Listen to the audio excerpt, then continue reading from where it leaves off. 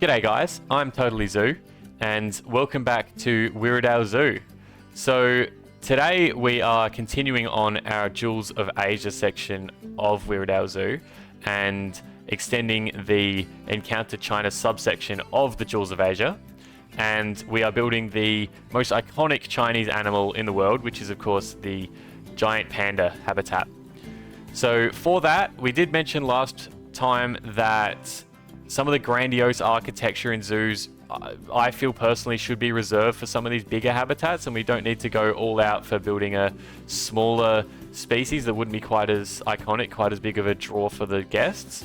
So an animal like the panda, however, is going to require some level of a bit of pizzazz about the habitat. It doesn't need to be absolutely outrageous, but it should hopefully have some elements that really are quite nice outside of just the habitat itself. So we definitely go for that, and this is the first thing that we build here, which is just a bamboo forest that you can walk through. Quite basic. The idea with this is that I wanted the guests to walk through this and see as those bamboo sort of peel away as they walk through the clearing and see the Chinese architecture that we have at the top and a little bit of nature scenery as well. So as we get into here, we start building a bit of a waterfall and some nice themed sort of fencing.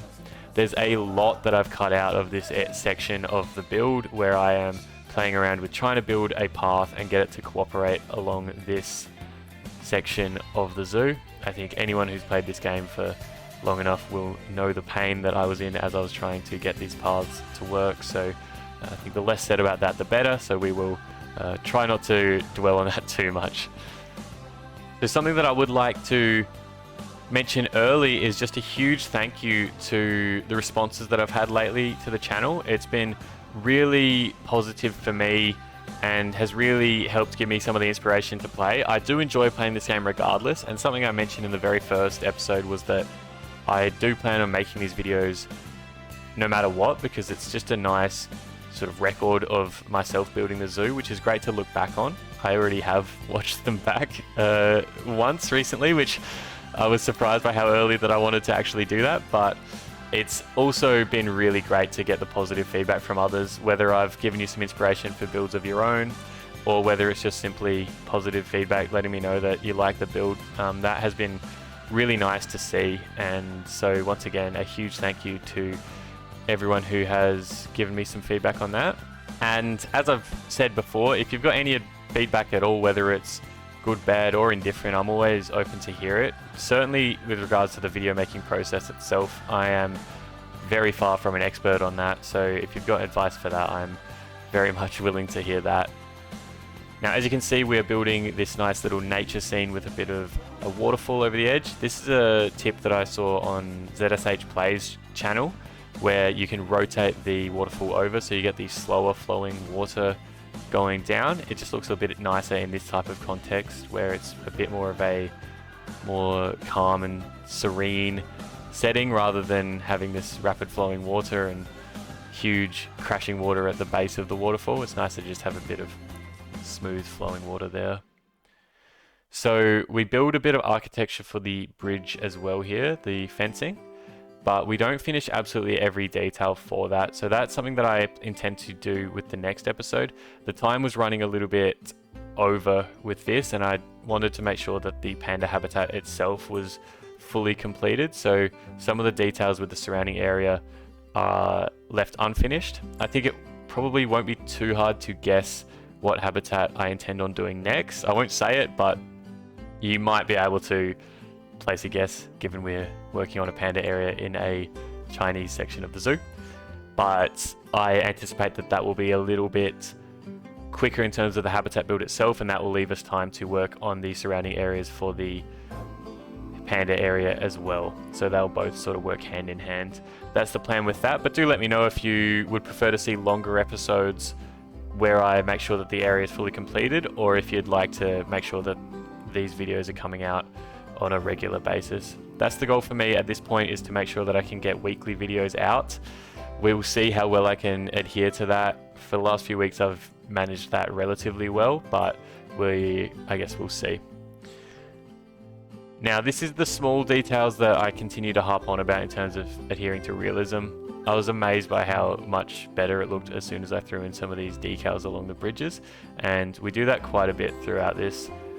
This is another thing that I would be glad to hear feedback on. Some of these smaller details probably don't necessarily need to be included in the video, but at the same time, I think personally, those are quite nice to see that process. Given that we're doing this speed building, there are parts that I do definitely cut out for time and because you've already seen similar, but I'm not quite sure what the opinion is from you guys. So if you've got any thoughts or feelings as to that, please do let me know. I am definitely keen to hear it. So this is a Chinese inspired arch. It's certainly not trying to perfectly replicate something that I've seen in real life, but I wanted to have some elements of some of the arches that I've seen, and I wanted to sit that at the top of the stairs here so that you can see it as you walk through that bamboo forest. It sort of reveals itself. I thought that looked quite nice in the end, although I do anticipate it probably is not incredibly accurate to what a Chinese arch actually might look like in real life.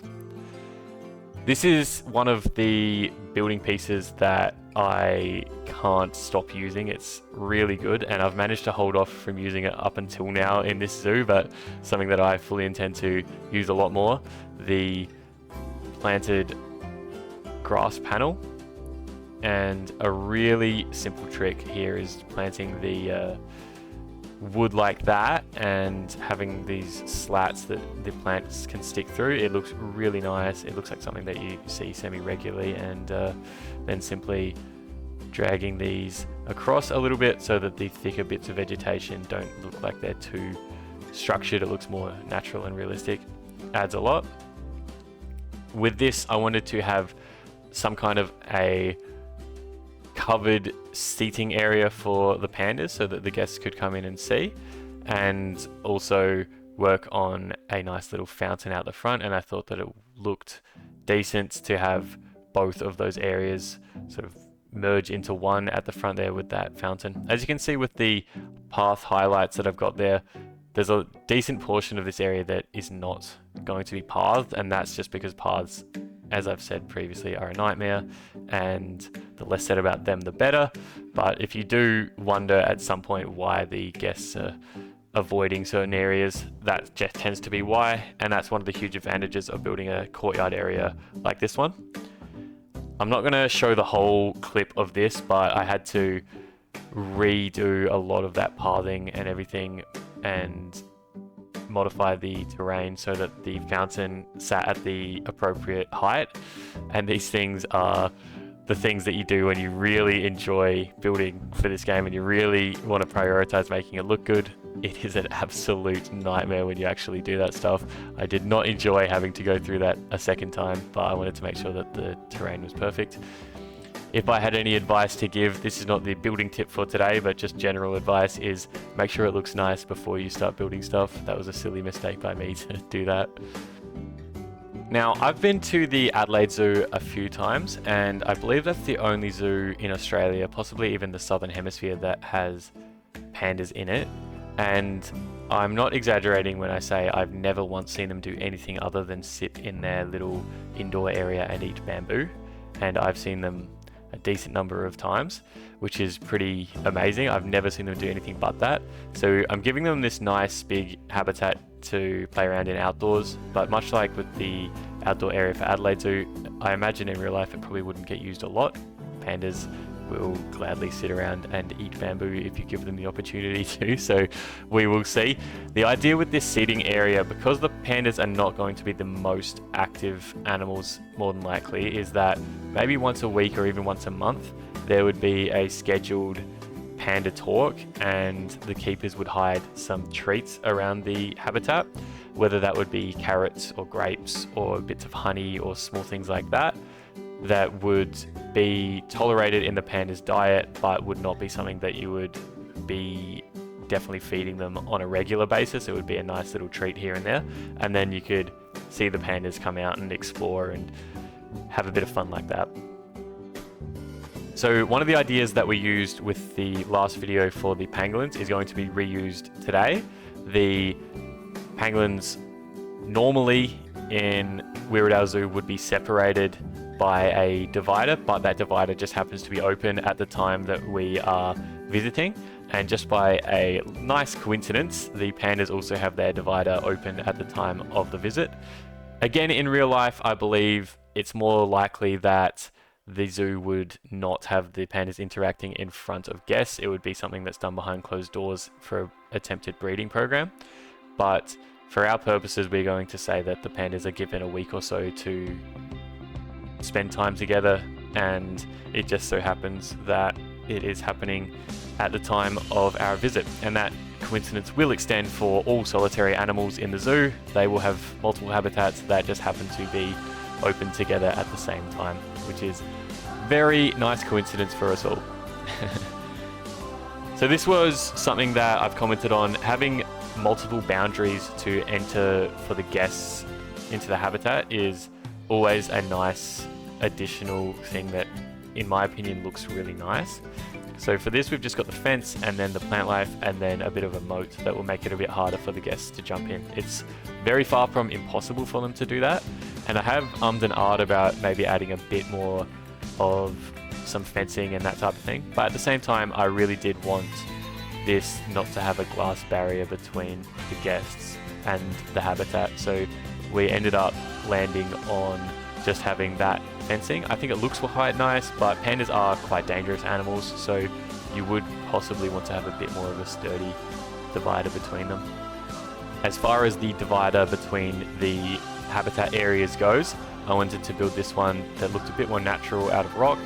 My idea being that this would more likely be a divider built out of some kind of metal with a plastic coating on it that looks quite realistic, where the zoo has probably gone an extra mile to really design that plastic divider to look quite real, given that they're likely to have a bit of a draw from the pandas themselves. With the gate between the habitats, I built this one with the metal girders, and I started with this log build, but I ended up replacing it with I think the Australia wood, which I've used a few times in this habitat, just as something that would slide out to block off the habitat normally, and obviously right now it's open. It turns out, for whatever reason, the pandas would not walk over the girder on the ground, so I had to end up taking that out and replacing it with some other metal. I really don't know why. I've never had that before. I've had a few animals that I've had walk over the girders, so I don't know if that's a panda specific thing or just a weird interaction that I've never seen before. So I built the outer perimeter of the habitat with the same design of the tiger rocks. Something that we touched on, I think, with the prairie dog episode is just copying and pasting large sections of it, and it's very hard to tell that I've reused the same area. Something that really makes some of these rocky builds look a lot better is surrounding them with some of the faux rocks and sort of blending in the edges of the rock with the faux rocks and a little bit of bouldery ideas going around that. And then when you can add the plant life in amongst those rocks, it really adds a lot. So I wanted to build a little stream running through the habitats, and I had a few comments on this during the Pear David's Deer episode about the custom rim of the water area for that habitat. So I left in a lot of this process in case anyone's wondering. This was something where I went into a bit more detail than I probably would ordinarily, purely because this is not entirely highly visible from the guest area. So we didn't need to go into quite as much detail as I went in here, but I decided, in case anyone would want to see it, to go to that sort of extra mile and just show exactly what it looks like. So this is one of the best tools you can use for building the edge of a waterway, using the North African rounded plaster towers. And generally, because they are rounded, it's a good idea to add 2 layers of that. So as you can see, we'll grab a portion of that, copy it, and move it over and down, and then same thing here. So just repeating that a few times over. It's not too big of a deal that we've got imperfect terrain on the edges, because we will definitely be doing that again and again to try to get the details down. Because this is a stream, if you look at some of the artificial streams around, you will definitely be able to see that they have some of these fake rocky areas in them, so I definitely wanted to include that. And later on I add some stepping stones for the pandas in case they want to get across this comfortably without getting their feet wet. But it really looks quite nice once you add a little bit of the terrain. As you can see, we sort of blend in that terrain as best we can across the edges there. And I come in again with that a second time over and actually deliberately put a bit of the terrain inside of the stream so that you can see a bit of the sort of rocky area where maybe a bit of dirt has fallen into the habitat. Putting the perimeter with rock, to me that obviously it is rock with what the game says, but it looks more like a bit of dampish dirt that's on the edges of the stream, and again it looks quite nice. The other thing that's really important with this process is adding in those decals on the edges to show that you've got a bit of dirt going through there, and also altering the transparency of the water to really play around with the different options in terms of that and make sure that it looks quite nice. Now pandas do climb, but they're not climbing super regularly, so I was pretty content with just having these fairly basic climbing structures for the pandas. Something that I saw when I was at the Adelaide Zoo is that some of the pandas have vastly different personalities, and some will really like to go out and climb and be active and some won't. So I intentionally had a few differences in the climbing structures and even some of the habitat enrichment items as well, with the idea being that maybe one of the pandas is a bit more into climbing or one of them's a bit more into the wind chimes or whatever it is. So that's a detail that I liked. So as you can see, I'm working on the terrain paint of the habitat, and this is, in my opinion, one of the easiest ways to make your habitat look nicer. So the way that I like to do the habitat is by picking the primary terrain paint for that habitat. In this case it was grass. Then you can put your terrain brush on the widest option and at 10% strength and do a bit of dirt, because there's almost certainly going to be some dirt spread across there. If the primary paint is dirt, then it might be some sand or some grass or whatever else, and it just gives you a little tinge of that color through the habitat. And then adding some sand or dirt or whatever material you haven't used, just to signify some paths that the animals have probably been walking along repeatedly and have taken some of the grass out or stamped the dirt flat or whatever it is across that habitat. If you can do that, that's able to add a huge amount to your habitat for minimal effort. So as I begin building the indoor area for the pandas, I'm using the plaster panels. These guys are amazing. Most of the wall materials in the game are very, very thick, and it doesn't look great. They're 50 centimeters thick in places, and it's just a little silly looking. So these plaster walls are great. I don't get around to fully finishing the backstage area for the pandas. That'll be something that I want to touch on with the next episode, and there'll be some details with that that will help out throughout the zoo as well. So for the time being, we just have these open areas, and I shut them off for now, and I think later on we'll be reopening them, but we'll figure that out in the next episode properly. Because these two indoor areas are mirrors of each other, you can't simply copy it and flip things over, so it's a bit of a pain. I kept having to copy things across. I was very inefficient with the way I did that, but given it wasn't too time consuming, I didn't really need to worry too much about that.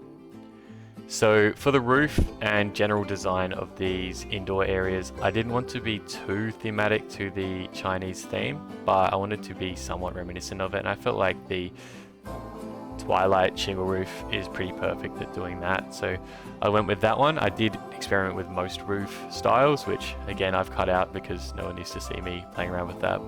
So I extend out this building to go a little further, because as you can see on the left here, the pandas could very easily jump out of the habitat as it's currently constructed. So we draw that out a little right here, and then the habitat is almost complete. So as I add some of the last details for the enrichment for the pandas, once again I'd just like to say a huge thank you to anyone who's commented and engaged with the video.